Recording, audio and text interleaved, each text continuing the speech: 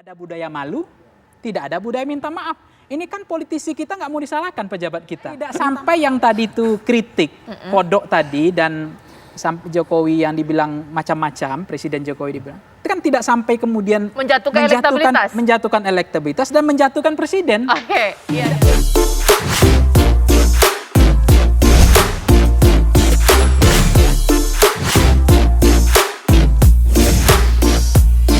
Wajar tidak sih? Atau mungkin ada yang terasa berlebihan di sini? Kalau saya melihatnya berbeda sih dengan Bang Kodari. Berbedanya dalam perspektif masyarakat awam dulu. Kalau masyarakat awam menilainya ada konteks di situ untuk Ibu Mega menjadi pemadam kebakaran.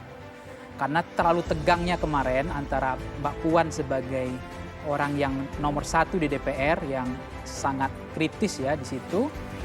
Kemudian ada Bung Effendi Simbolon juga kritis di situ. Nah kalau ini terus tegang, ini kalau pepatah Minangnya arek-arek lunga. Jadi kalau tegang terus ini bisa putus ini. Kalau putus bisa diakuisisi Golkar dong, bisa bahaya. Tapi kan kemudian ada yang menjernihkan, mendinginkan lagi suasana yang tadi itu agak panas. Dalam konteks itu yang saya cermati yang pertama ada. Walaupun politik adalah drama, tidak ada yang berjalan secara alamiah. Tentu ada desain, ada manufacturing itu pasti. Jadi kalau ada mengatakan politik itu alamiah, saya juga termasuk yang mazhab yang kurang percaya. Politik itu adalah desain, ada arsitek di situ. Jadi artinya wajar dong Pak Jokowi jadi mulai respect sama PDIP, senang sama PDIP bahwa ternyata Ibu Megawati total, Bu Megawati arti pasang badan. Jadi kalau kemudian ada yang suara yang tidak berbeda-beda tadi bisa dipahami makna itu, politikal maknanya oleh Presiden Jokowi. Ya Ibu Puan sedang mencoba, nggak mungkin beliau mengamini semua kebijakan pemerintah. Kemudian menstempel semua keberhasilan Pak Jokowi. Hasil elektoralnya akhirnya jadi 0, gitu. Nah dengan konteks itu standar gandanya nggak mungkin beliau mengambil posisi itu terus. Tetapi di satu sisi, kan dalam koalisi dibutuhkan loyalitas. Pasti loh Cak, pasti Bang Mas Arya juga pasti bilang loyalitas nomor 1, disiplin nomor 2. Nah jangan-jangan bagi Presiden Jokowi makna pesannya kok Golkar yang dianggap lebih disiplin, lebih loyal gitu dibanding konteks PDIP gitu. Padahal sebetulnya Ibu Megawati ingin menyatakan bahwa nggak begitu-gitu amat juga gitu. Jadi ini desainnya ada arah-arah ke situ. Itu yang pertama Cak. Yang kedua adalah kalau kita mencermati fenomena-fenomena seperti ini dalam konteks politik itu konteks yang Mas Elit ya yang saya pahami ya bahwa PDIP memang sudah habitusnya terbiasa juga untuk melakukan hal-hal yang begitu gitu. Untuk mengkritik itu nggak nahan dari dulu gitu.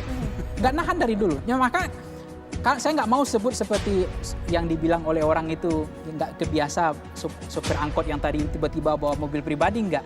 Karena habitusnya partai PDIP adalah oposisi, nggak. Tapi dalam konteks itu kita maknai ya seperti itu Cak, bahwa ada keinginan, ada kegelisahan ada, tetapi mereka ingin menyampaikan secara elegan, secara baik. Ya ada pemadam kebakarannya. Lagi bahwa mengkritik dengan tata krama, tapi mungkin Mas Mangi, seberapa banyak sih kemudian mengejek dan membuli juga meledek, menganalogikan presiden? Saya sih melihatnya mungkin nggak terlalu banyak itu, atau bagaimana? Apa yang memang sudah gawat sehingga harus ditanggapi oleh Bu Mega? Ya begini Cak, pertama adalah gawat atau tidak gawatnya tentu sampai sekarang kepuasan terhadap pemerintahnya seperti itu ya. Pak Jokowi juga masih berkuasa, bahkan ingin bertambah lagi ya kan. Ada yang mendorong bukan presidennya maksud saya. Nah maksudnya kan tidak ada yang nggak ada yang mendorong, bukan presiden yang minta nambah ya. Nah maksudnya kan selama ini stabilitasnya oke ya, eksekutifnya mantap, legislatifnya juga tidak membuat pemerintahan deadlock, ya tidak sampai terkunci Jokowinya. Bayangkan seperti di Malaysia. Perdana Menterinya terkunci loh. Pangi ini mau mengatakan bahwa 3 periode itu mungkin. Oke. Baik, lanjutkan. Maksudnya ini stabil. Iya. Artinya kan tidak sampai yang tadi itu kritik, kodok tadi dan Jokowi yang dibilang macam-macam, Presiden Jokowi dibilang. Itu kan tidak sampai kemudian menjatuhkan elektabilitas dan menjatuhkan presiden. Tidak juga distrust gitu. Artinya gini, yang kedua Cak gini. Yang ngajarin kita itu saya terlalu tua ngajarin tuna moral tuna itu, tanya sama Muhammadiyah deh. Kalau soal moral, etika ya, dipandu NU juga nilai-nilai. Ini kan buzzer juga yang memulai dulu. Ya saya masih ingat loh Bang Kodari ya. Saya waktu itu nggak sadar loh ada buzzer loh. Saya 1 minggu itu stres juga Bang menghadapi komentar. Baik. Itu bukan kodok yang keluar Bang. Baik. Ini Anda siapa? Anda apa?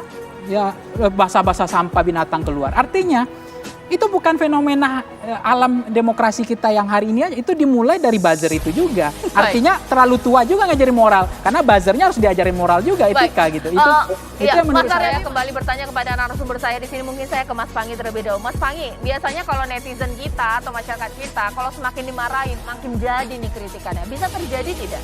Ketika disentil sama Bu Mega, ini para pencibir makin menjadi tidak kritiknya? Tergantung sih. Tergantung. Tergantung cuaca juga kan. Oke. Kalau pagi-pagi kan baru belum connect. Nggak bisa jadi nggak marah.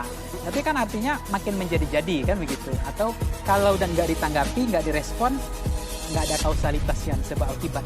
Tapi menurut saya apa yang disampaikan Bu Mega itu, kegelisahan seperti itu ya hal yang lumrah juga, wajar gitu. Dan kalau kita komparasi dengan era-era pemerintahan sebelumnya, ya kurang apa tajamnya kritiknya gitu. Sampai membawa kerbau ke Bundaran HI itu kan. Ya, Nah, maksud saya PSBY itu masa lalu lah. Nah, artinya tetapi kan Freedom House kita ya, kemudian unit analisis ekonomi kita dari standar 82 negara itu kan sekarang, dulu tuh kan lumayan. Nah, sekarang kan ada variabel-variabel itu yang dianggap ada masalah dengan demokrasi kita. Itu yang sedang dimasalahkan kan, karena kritik ruang untuk menyampaikan itu. Nah, kemudian yang kedua, kalau yang disampaikan oleh Mas Bima, politik kita mau politik realis atau idealis.